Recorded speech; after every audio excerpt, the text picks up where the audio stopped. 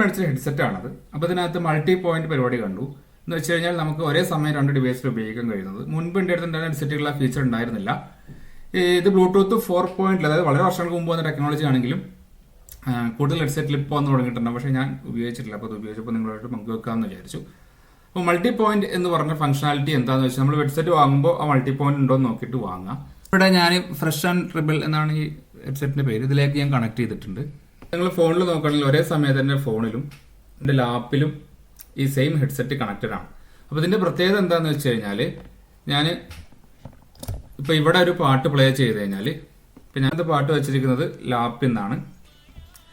ഇനിയിപ്പോൾ ഈ സമയത്തിന് ഒരു കോൾ വരികയാണെന്ന് വിചാരിച്ചു. കോൾ വരികയാണെങ്കിൽ ഓട്ടോമാറ്റിക്കലി അത് ഫോണിലേക്ക് കണക്ട് ആയിട്ട് എനിക്ക് കോളിൽ സംസാരിക്കാൻ പറ്റും. കോൾ കട്ടായി ഓട്ടോമാറ്റിക്കലി ഇതിലേക്ക് വരും. ഇനി ഇവിടെ ഞാനിപ്പോൾ യൂട്യൂബ് മ്യൂസിക് എടുത്തിട്ട് ഏതെങ്കിലും ഒരു പാട്ട് ഇവിടെ പ്ലേ ചെയ്ത് തുടങ്ങി. ഇപ്പം ഞാൻ ഫോണിൽ പ്ലേ ചെയ്തപ്പോൾ കമ്പ്യൂട്ടറിലെ പാട്ട് നിന്ന് ഫോണിലെ പാട്ടിലേക്ക്. ഇപ്പോൾ കമ്പ്യൂട്ടറിലെ പാട്ട് പോസിലാണ്, മൊബൈലിലെ പാട്ട് പ്ലേ ആവുന്നുണ്ട്. അപ്പം അങ്ങനെ ഒരേ സമയം നമുക്ക് ഏതെന്നാണോ സൗണ്ട് വരുന്നത് അതിൽ പ്ലേ ആവും. നമുക്ക് സ്വിച്ച് ചെയ്ത് മാറ്റാൻ നിൽക്കണ്ട. പണ്ടത്തെ എൻ്റെ ഡിവൈസിലൊക്കെ സ്വിച്ച് ചെയ്യണമായിരുന്നു മാനുവലി. ഇത് ആ ഒരു തൊല്ല ഒഴിവായി കിട്ടും എന്നുള്ളതാണ്. അപ്പോൾ ഇതിൻ്റെ പേര് മൾട്ടി പോയിന്റ് എന്നാണ്. അപ്പോൾ മൾട്ടി പോയിന്റ് ഉള്ളത് നോക്കി വാങ്ങുകയാണെങ്കിൽ ഇത്തരത്തിലുള്ള സൗകര്യം ഉണ്ട്. അപ്പോൾ നിങ്ങളുടെ ഹെഡ്സെറ്റിൽ ഈ മൾട്ടി പോയിന്റ് ഉണ്ടോ എന്നുള്ളത് നിങ്ങളോട് കമന്റ് ചെയ്യുക.